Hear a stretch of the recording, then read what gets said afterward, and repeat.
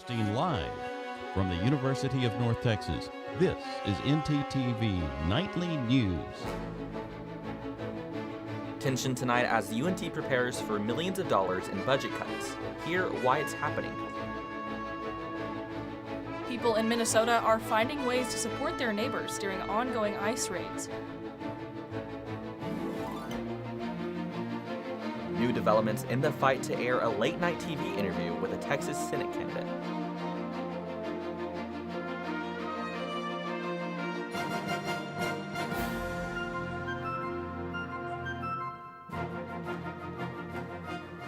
Good evening, and thank you for joining us on NTTV Nightly News. I'm Edison Stewart. And I'm Alexandria Teeters. Tonight, police are investigating a series of bomb threats against several North Texas schools. Anna, Coppell, and Duncanville high schools all reported bomb threats, and Coppell and Anna closed for the day. The threats came in early this morning. Duncanville police did a sweep outside the campus, determined it was a hoax, and classes resumed. The district said that there have recently been multiple fake threats to schools in the area. Bomb threats were also reported in San Antonio and Austin schools this morning. Police suspect that this is a case of swatting, a misdemeanor offense involving reporting a false emergency to law enforcement. Classes will resume tomorrow. The University of North Texas is facing a $45 million budget deficit. Tomorrow, we will hear how the administration plans to handle this. In a press release on Tuesday, University President Harrison Keller announced a fundamental structural change is coming. The cuts will come all at once and will be across all areas of UNT. The projected deficit grew from $32 million to $45 million for various reasons. UNT lost substantial funding from the state legislature. It has also experienced a sharp drop in international student enrollment at the graduate level because of changing federal regulations. President Keller says these budget cuts will not be easy, but are crucial to stabilize UNT's financial picture.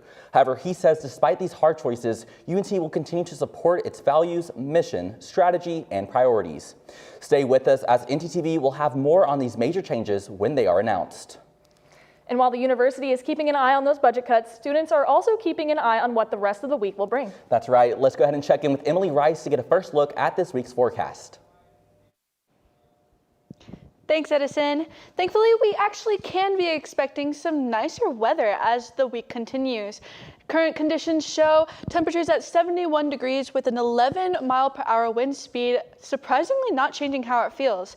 As we head into tonight, we can expect a drop in temperature at 60 degrees with a 9-mile-per-hour wind speed, only changing it slightly. Tomorrow, we can expect another rise in temperature at 69 degrees with a wind speed of 7 miles per hour, again, not changing how it feels. That's all I have for right now. Join me later for a look at full weather. Back to you. Thanks, Emily. The Denton ISD may have a stroke of luck for its virtual learning program, and some students may be making the conversion back to their computer screens. Since Denton ISD pulled the plug on their virtual academy back in 2023 due to a loss in funding, they've worked to revive a new program they call Denton Digital. Assistant Superintendent Lacey Ranney says that revision was made possible from the district's experience with Denton Virtual Academy. That program offered online learning for students in kindergarten through 8th grade and accepted students from outside the district. Denton Digital will offer 4 new programs for students of various grades and credits, all of which Ranney confirms will be able to meet our students' needs. No word when the Denton Digital program will go into operation. In another nearby technical field, Facebook founder Mark Zuckerberg gave unprecedented testimony as he found himself pulled into a landmark trial against Meta and YouTube. This comes as parents have accused the two social media giants of intentionally making their sites and products addictive to teenagers. CNN's Karen Kafa is in Washington with the latest. Meta CEO Mark Zuckerberg on Wednesday arriving at the Los Angeles Superior Courthouse to testify in a landmark trial about tech addiction. Mark, do you have a message to the parents? Among those awaiting Zuckerberg's arrival, parents calling for accountability for Meta, following years of concerns about the impact of Meta-owned Facebook and Instagram on youth mental health and safety. They take a vulnerable child, well, all kids are vulnerable, their self-esteem, and what girls face, especially on these platforms, is horrifying to have to go through that, and it really has created such a huge mental health crisis in this country. In the Los Angeles trial, Meta and YouTube are accused of intentionally designing addictive features that hooked a now 20-year-old woman, named in court documents only as Kaylee, as a child, harming her mental health. TikTok and Snapchat were also named in the lawsuit. They settled before trial. Former Facebook employee turned whistleblower Frances Haugen says Zuckerberg's testimony about what Meta has known about the risks of its platforms on young people puts a lot on the line for his company. If they take responsibility, then they're going to have to change their business model and how they do business. Meta argues it was Kaylee's difficult family life, not social media, that led to her struggles. YouTube has also denied the lawsuit's claims. In Washington, I'm Karen Kafa. Up next, an update on Minnesota's residents amid ICE raids. We have more on how they've come together to support those who have been targeted by ICE. Stay tuned after the break. And I have UNT softball action live from Love Lake Stadium. I will have more on that later in the show. UNT Study Abroad program. You can find a Study Abroad office right here on campus. Get your Mean Green debit card instantly or apply for a DebtQ Visa credit card today. Your school, your card. Plus, make deposits at their 24/7 ATM, checks or cash whenever you need it. Make sure to sign up for DebtQ's online banking platform and mobile app for easy access anytime, anywhere. Visit them at www.debtq.org to learn more. DebtQ, the official financial institution of UNT Athletics. Looking to open a free checking or savings account but don't know where to start? Check out DebtQ Credit Union right here on campus. Get your Mean Green debit card instantly or apply for a DebtQ Visa credit card today. Your school, your card. Plus, make deposits at their 24/7 ATM, checks or cash whenever you need it. Make sure to sign up for DebtQ's online banking platform and mobile app for easy access anytime, anywhere. Visit them at www.debtq.org to learn more. DebtQ, the official financial institution of UNT Athletics. Are you tired of seeing the same old city? You want to learn something and go overseas? Then study abroad with one of many UNT Study Abroad programs. You can find a Study Abroad office right here at Markey Hall, room 145. My Study Abroad program left on me a great impression. We have a lot of different programs and it varies. We have faculty-led, affiliate, and exchange programs. When you're ready to leave for your Study Abroad program from UNT, you're going to go through pre-departure orientation and modules so that you are prepared. The power to turn the world into your classroom is right here at UNT with our Study Abroad programs. Take flight and take in charge of your education. Are you tired of seeing the same old city? You want to learn something?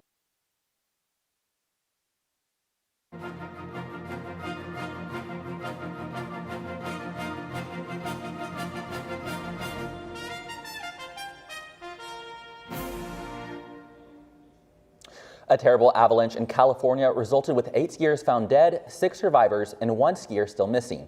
Tuesday morning at 11:30 near Lake Tahoe, emergency crews received reports of an avalanche at Castle Peak, where a group of skiers were about to finish their 3-day ski trip. Rescue ski teams and 46 first responders in total arrived at the search, says the Nevada County Sheriff's Office. After 11 hours of searching, the 6 survivors were rescued, with 2 transported to the hospital for treatment.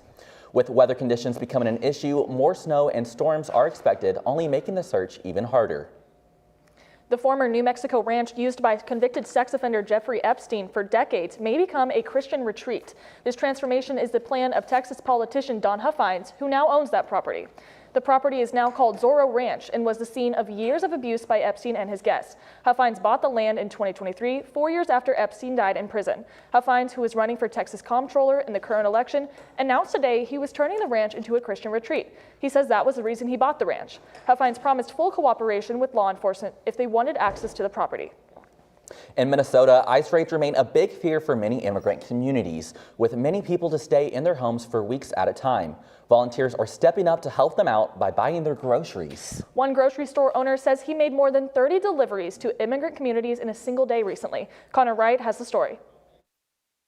Every day at Buy More Supermercado in St. Paul, volunteers shop for people who feel they can't be here, grabbing what's needed from the shelves before handing it off to others who can make deliveries. So you're actively thinking about being followed when you do this? Well, we were told to be thinking about it, that it could happen. Jeff Dish and his wife Charlotte say they've made 3 runs a week for the past month, delivering to people like this woman who asked us not to share her name. I wouldn't even go to take out the trash because the agents were in the apartment next door. For now, her world begins and ends in her apartment, telling WCCO she stayed put here for a month so far in response to ICE activity. She says she's undocumented, coming to Minnesota from Mexico in search of work and education that she can't find back home. We immigrants only want to come to work, to help our families move forward, to support them. Like I said, we didn't want to come to leave our families. Supermercado owner Ramiro Hernandez says they made more than 30 deliveries to people like her on Sunday alone. People they're afraid and they don't want to go outside for different reasons. We go to them. The common denominator, he says, is ICE. He says even those with legal paperwork or citizenship are afraid after seeing ICE detain others with the same status, leaving many skeptical that Operation Metro Surge is truly over. So for now, the deliveries will continue. Well, Alexandria, I know it's spring, but today surely felt more like summer. Dude, I know, like we are only halfway through February and it feels like July. But let's check in with our weather anchor, Emily Rice, to see if these higher temperatures are here to stay. Emily?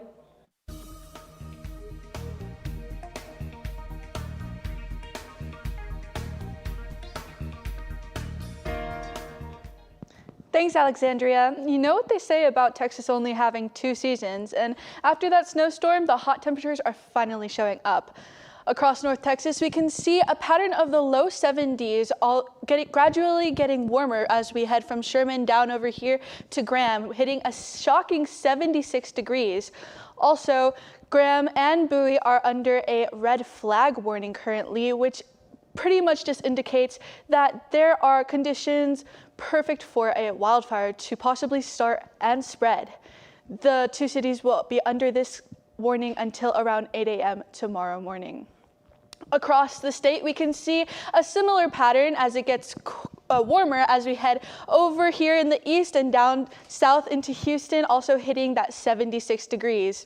As we head into the rest of the week, we are expecting actually a drop in temperatures as we head into the weekend with cloudy weather on Friday and next Monday and Tuesday. In addition, Monday will reach the lowest of the week at a high of 56 degrees. That's all I have for today. I hope you have a wonderful evening, and back to you at the desk. Thank you, Emily. Well, today is the first day of Lent for Catholics all around the world as Ash Wednesday gets underway. This is the first Ash Wednesday with American Pope Leo XIV leading a religious procession and prayer service at the Vatican. The pontiff called on Christians to embrace listening, fasting, and community. He also urged believers to refrain from words that offend or wound others, saying harsh language should give way to kindness and respect, while practicing what he described as an often overlooked form of abstinence. He concluded by calling on Christian communities to become places where those who suffer are welcome. Lent lasts 40 days until Easter. As an act of kindness and serving the community, former Denton police officer received a new house after being critically injured nearly 7 years ago. Our reporter Alejandra Garcia is live at the Denton Police headquarters with more. Thanks, Alexandria. The Tunnel to Tower Foundation, a national organization, selected Urbano Rodriguez Jr. for a custom-built, mortgage-free home in Aubrey. On Tuesday, a large crowd of law enforcement officers and residents gathered for a ceremony to officially grant Rodriguez with his home. The former Denton police officer suffered multiple gunshots, including one shot to the head during a traffic stop in 2019. While the house is fully paid off, he will still be responsible for property taxes. For Nightly News, I'm Alejandra Garcia.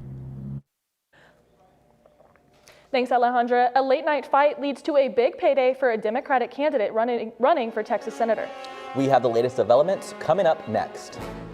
Good evening. My name is Amanda Hasbell, and I'm joining you here today in the Gaming Parking Garage. Today we're going to be going over how to drive safely in the parking garage. Let's go see. Oh my God! Oh my God! This girl just got hit by a car. Let's go see what happened. Ma'am, are you okay? Are you okay? Did you see that lady hit me with a car? Yeah, we did. I got it all on video. Oh my God. Let's go over here and talk about how we can prevent that. Yeah, not the hospital. Well, right now we're going to ask you a couple questions on how we can drive safely in the parking lot. What are ways that we can be aware of our surroundings? Oh, we can look both ways. Jenna, also, how about putting the distractions away? Yes, just like our phones, turning our music down, and also not focusing on our passengers. Where can you get information on how to get a parking pass? Transportation.unt.edu. If you park in a garage, make sure you pay on the app or look for further instructions on how you should pay. And remember, no pass, no park. Let's all try to keep our Mean Green community safe. Remember, we're all in this together. Drive safe.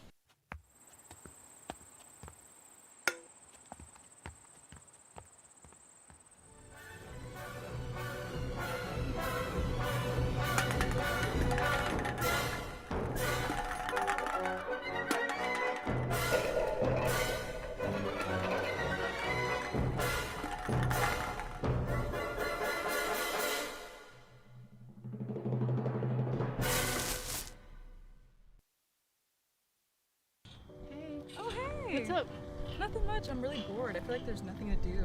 Are you kidding? The MRTS picture show is happening. The MRTS what? Come with me. Okay. It's a series of free film screenings right here on campus. And there's free popcorn. Nice. Thank you.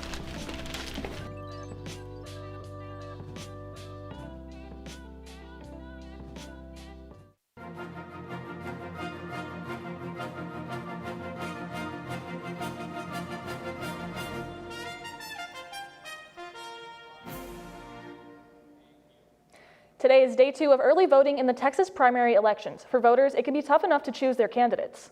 And going online can make it even worse with the recent rise in AI-generated political content. NTTV's Ian Cropper is live at a polling location in Denton with some tips and tricks to spot a fake. Ian?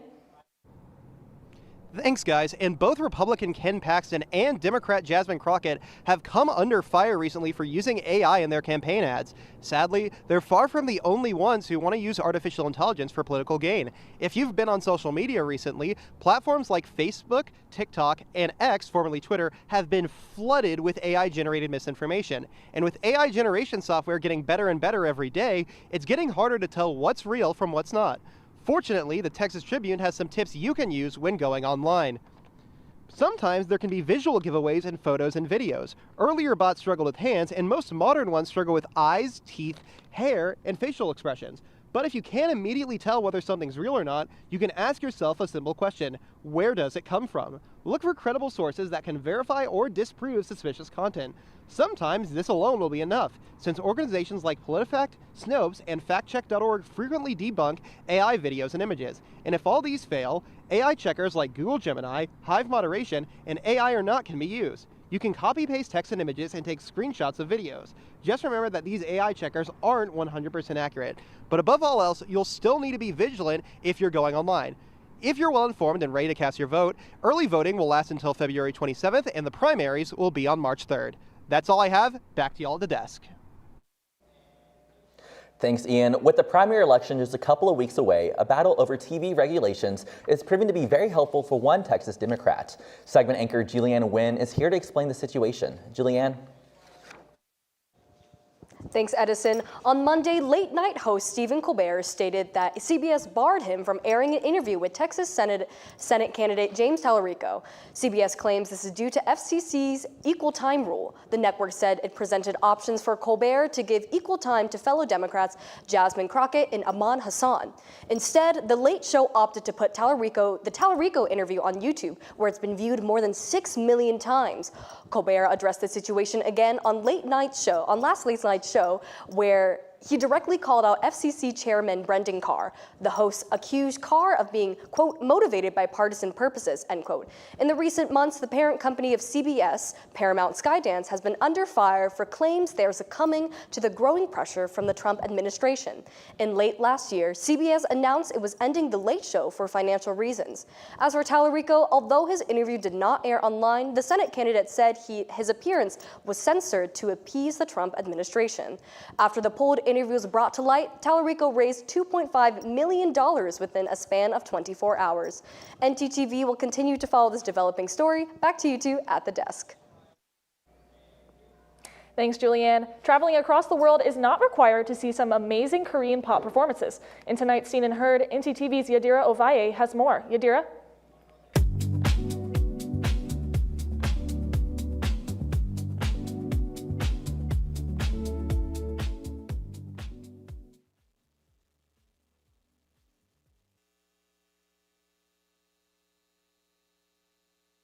On Saturday, February 7th, Angelique Malden hosted a K-pop Valentine's event at the Golden Triangle Mall, with live performances, K-pop photo card trading, and a random dance play.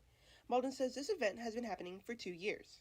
So I work at the Barnes & Noble, and we were having a K-pop sale, and I thought that it would be really cool if that whole weekend we did K-pop theme events.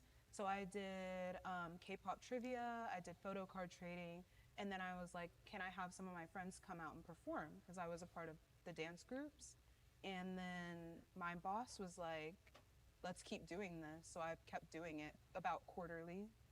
There was a total of 17 performances that night, with an amazing host introducing every performer with enthusiasm. The K-pop photo card trading lasted from 3 to 6:30. There were performances that consisted of 1 to 2 to even 6 or 7 performers, with Malden herself performing. The K-pop random dance play brought together so many K-pop fans to show off their amazing dancing skills. I had the chance to speak with Malden's mother on how she felt about her daughter hosting this event. I am so proud of her. I've seen her kind of come along over the last 2 years, I would say, from something that was very small to now having multiple sets in each event. These type of events take place throughout the year, like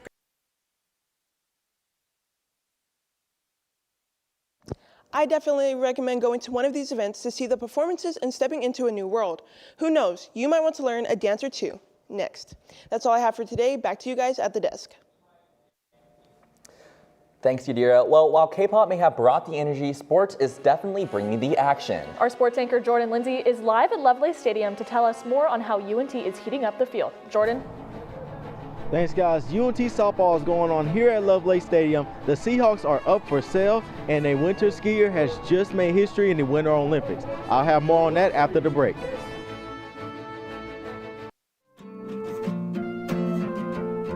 TRIO is a federally funded grant program. It was funded in the 60s, and it supports student success and student retention. So we have a lounge, computer lab, free printing for our students. We also provide one-on-one advising services for our students, as well as career exploration and prep. Students who are eligible for TRIO include those who are first-gen, low income, or have a disability. They just have to meet one of those 3. There are many benefits to being in TRIO. Some of the general ones are the services we provide. The other benefits include creating a sense of community, a sense of belonging, and giving a safe space for students to come. Students can apply for our program by either coming in person and scanning a QR code, or they can also visit our webpage that has a direct link to our online application. And students need to know that we are here to help. Craving something fresh, flavorful, and made just for you? Look no further than Avesta, your go-to destination for a delicious, full-service dining experience. Dive into our customizable omelets, expertly crafted by our talented cook Jonathan, who guarantees every bite is perfection.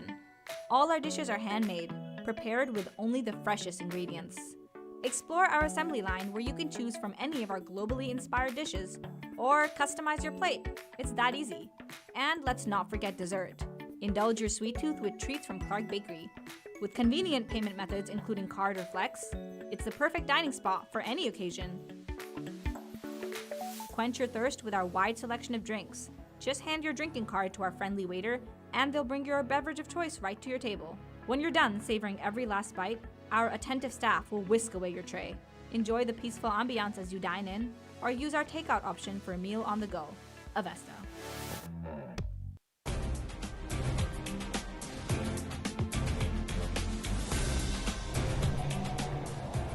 I'm here at Lovelace Stadium where the UNT Mean Green softball team is facing the East Texas A&M Lions. Now going into this game, the Mean Green have lost 4 straight, including 2 losses to Mississippi State.